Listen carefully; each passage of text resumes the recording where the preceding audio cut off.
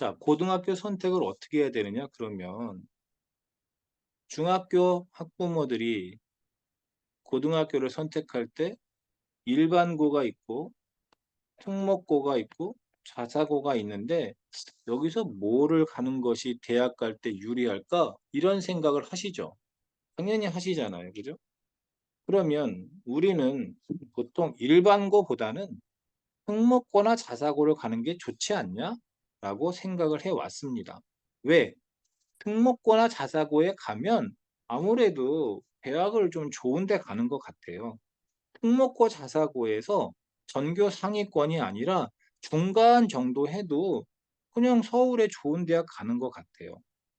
그러면 일반고 가서 상위권 돼서 가는 것보다 특목 자사고 가서 중간 정도에서 좋은 데 가고 또 동창, 동문도 또 좋은 애들로 있고 또 면학 분위기도 좋고 그러면 우리 애는 일반고보다는 특목고나 자사고 보내는 게 어때? 라고 생각을 그동안에 해왔던 거죠. 근데 그게 고교 학점제에서도 통용이 될 거냐? 그 말씀을 드리고 싶은 거예요. 자, 일반고 같은 경우에는 미사 같은 일반 지역이 있어요. 이런 일반 지역은 전국의 대부분이 일반 지역이에요. 교육특구에도 일반고가 있죠. 교육특구는 우리나라에서 몇 개 되지 않아요. 그냥 뭐 예를 들어서 뭐 대치동이라든지 뭐 목동이라든지 이해되시죠? 뭐 대구의 뭐 수성구라든지 뭐 하여튼 그냥 우리나라 전체로 보면 아주 조그마한 지역일 뿐이에요. 그러니까 우리나라 전국의 일반고가 예를 들어서 뭐 2,000개가 있다고 치면 예, 일반고 2,000개 중에서 교육특구의 일반고 몇 개나 되겠어요. 그렇죠? 뭐 100개나 될까? 다 긁어 모아봐요. 그래서 일반고는 교육특구의 일반고보다는 대부분 일반 지역의 일반고일 거다. 근데 학교 이름을 가린다고 했잖아요. 그래도 교육특구의 일반고인지 일반 지역의 일반고인지는 구분할 수 있습니다. 이따 설명드릴게요. 그 다음에 당연히 특목고나 자사고도 이런 일반 지역의 일반고보다는 다르다라는 것을 생기부를 보면 알 수 있기는 합니다. 그러면 여기서 우리 애를 어느 학교 보낼 거냐? 자, 저는 이렇게 말씀을 드리고 싶습니다.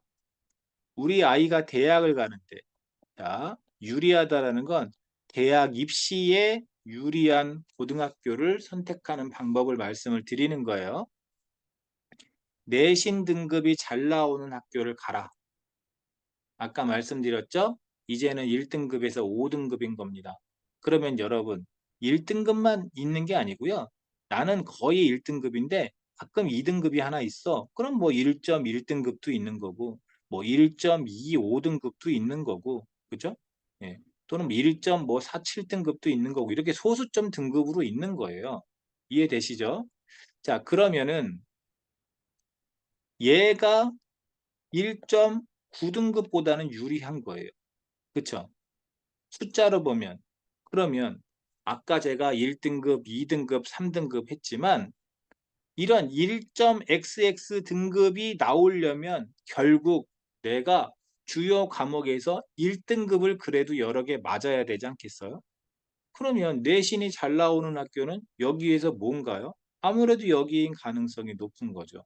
이런 데는 아무래도 공부를 좀 많이 열심히 했던 학생들이 오다 보니까 등수 싸움이 힘들 거 아니에요? 그래서 저는 내신 등급이 잘 나오는 학교를 가는 게 좋다라고 말씀을 드리고 싶어요. 미사뿐이 아니라 전국의 일반고 중에는 우리는 과학 중점 학교야 또는 수학 중점 학교야 뭐 이런 건 거의 없지만 그냥 수과학 중점 학교야 이런 말을 쓰거나 아니면 과학 중점 학교야 이런 말을 쓰는 학교들이 있었어요. 그건 뭐야? 현재의 고등학교는 과목 선택을 학생들이 조금은 재량권을 갖고 할 수 있지만 대부분은 학교에서 큰 틀에서 짠 커리큘럼대로 선택을 하게 돼 있거든요. 그러니까 우리는 일반고지만 그래도 과학을 좀 더 많이 학생들이 듣게 하는 일반고야 이렇게 뭔가 좋게 하겠다라는 뜻이잖아요. 근데 고교 학점제가 되면 제가 어떻게 된다 그랬어요? 자기가 선택하는 거라고 했죠. 그러니까 내가 과학을 많이 선택해서 들으면 되는 겁니다. 그래서 과학 중점 학교라는 건 이제 메리트는 없는 거예요. 그쵸? 그런데 과학 중점 학교의 장점은 뭐가 있냐 하면, 우리는 물리, 화학, 생명과학, 지구과학의 선생님들이 많이 계셔. 이런 어떤 장점은 있을지 모르겠지만, 고교학점제가 되면 수학, 과학 중점 학교라는 것은 이제는 의미 없는 이야기가 된다. 이 말씀을 드리고 싶습니다. 자, 그 다음은요. 면학 분위기를 따져야 된다. 이건 뭐냐면, 내가 A 고등학교를 갔는데 올 1등급 받을 수 있어. B 고등학교를 가면 1등급이랑 2등급을 반반씩 받아서 1.5등급이 될 수 있어. 그러면 무조건 저는 A 고등학교 가는 게 좋다. 이게 1번 이야기고요.